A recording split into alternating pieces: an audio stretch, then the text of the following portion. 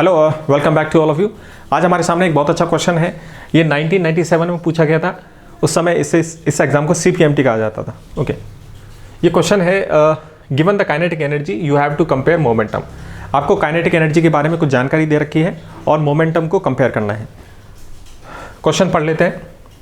If a lighter body of mass m1 and velocity v1 and A heavier body of mass m2 and velocity v2 have the same kinetic energy. ठीक है, एक light body है और एक heavy body है, दोनों की kinetic energy same है। तो आपको क्या बताना है? ये जो प्रोडक्ट्स हैं, मास और वेलोसिटी के ये जो प्रोडक्ट्स हैं जिसको अपन मोमेंटम कहते हैं, इनके बीच में क्या रिलेशन होगा। यानी दोनों बॉडीज़ के ये मोमेंटम्स आपको दे रखे हैं, मास और वेलोसिटी का प्रोडक्ट है, इनके बीच में कंपैरिजन करना है अपने को, है ना। कौन सा ज़्यादा है, किससे कम है। ओके, तो अपन इसको सॉल्व करते हैं। पहले अपन इसको एक नॉर्मल जो वे से डिस्कस करेंगे और फिर मैं आपको इसका एक स्मार्ट वे,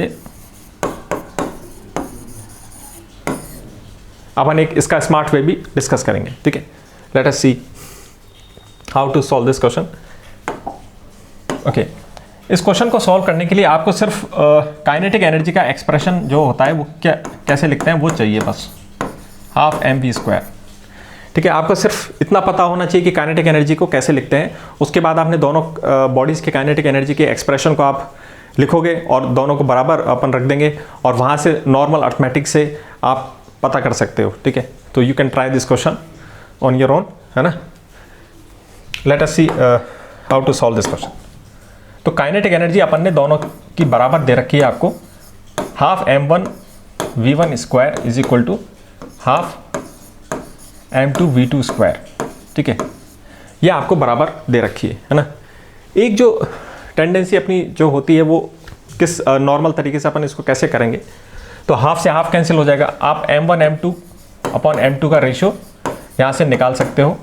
ठीक है, तो ये v2 के नीचे आ जाएगा v2² अपॉन v1, यानी आपने ये इसका रेशियो निकाल लिया, है ना। एक चीज़ और पता चल रही है इस एक्सप्रेशन से कि m2 ज़्यादा है ना। तो इसको एक्सप्रेशन को बराबर होने के लिए v2 को कम होना पड़ेगा, है ना। यानी इस इक्वेशन से मुझे ये भी पता चल रहा है कि v2 is less than v1।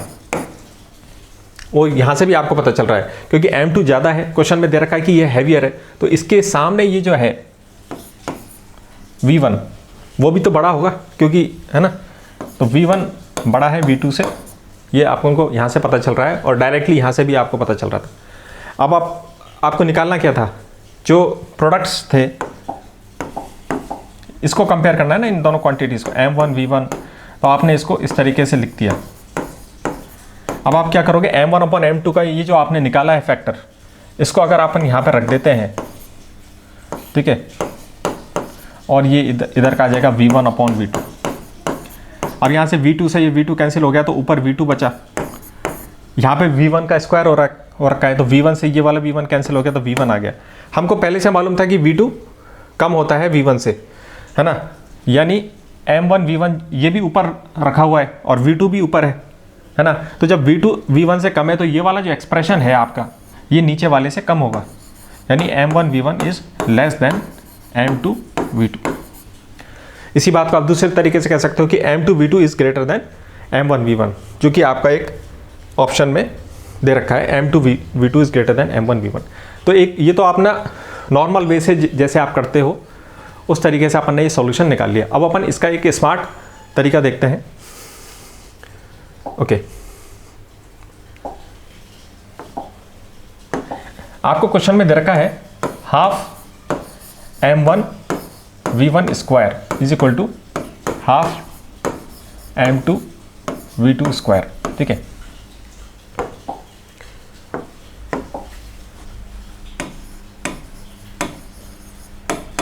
Smart way से करते हैं इसे। ओके, या एक चीज अपन को क्वेश्चन में दे रखी है, वो क्या दे रखा है कि m2 जो है वो ज़्यादा है, ये दे रखा है आपको। m2 इज अ हैवियर मास, है ना, और m1 मास आपको दे रखा है ये कम है। ठीक है, M1 और M2 का कंपैरिजन हमको पहले से क्वेश्चन में गिवन है। इससे हम और क्या पता लगा सकते हैं, क्योंकि हमको ये एक्सप्रेशन बराबर दे रखा है, तो इसका मतलब क्या हुआ कि अगर ये ज़्यादा है तो इस वाले फैक्टर को कम होना पड़ेगा, ठीक है, और ये वाला जो फैक्टर है इसको ज़्यादा होना पड़ेगा, ठीक है, तभी तो ऐसा कॉम्बिनेशन बैठेगा कि दोनों मल्टीप्लाई होकर के बराबर आ जाएंगे, है ना। लॉजिक से अपन पता कर सकते हैं ये, तभी तो ये बराबर आएंगे कि एक कम होगा और दूसरा ज़्यादा होगा। यहाँ पे ये ज़्यादा था तो दूसरा कम होगा, है ना, सिंपल अर्थमेटिक।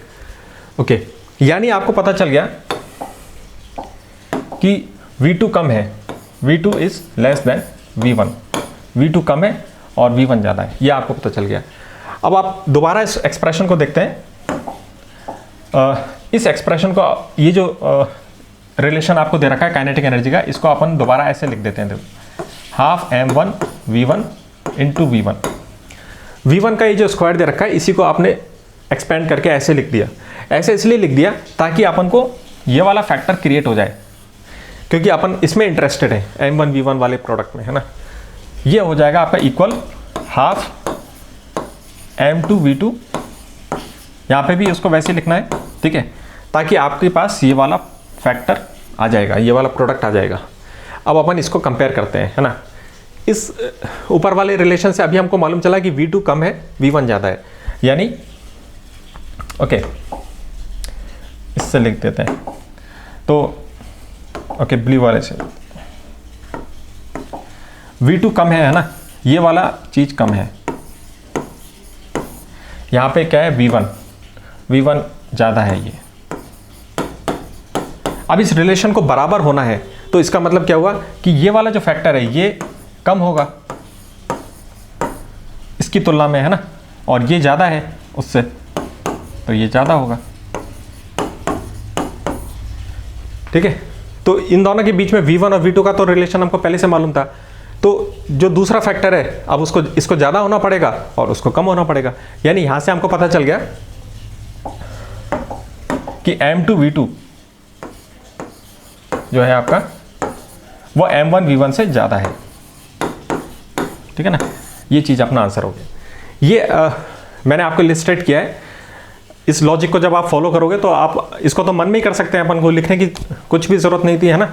मन में आप इसको सोच सकते थे कि ये कम होगा, ये ज़्यादा होगा, और फिर आपने इसको इस तरीके से लिख दिया, ठीक है।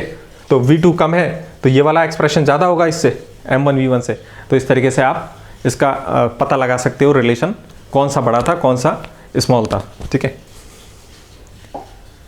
तो अपना आंसर कौन सा हो गया, M2 V2 is greater than M1 V1। Okay, तो इस तरीके से आप कई अपनी प्रॉब्लम सॉल्विंग स्ट्रेटजीज़ को इम्प्रूव कर सकते हो, और ये एक्सप्लोर करने पे आता है, थोड़ा थिंकिंग करने से आता है।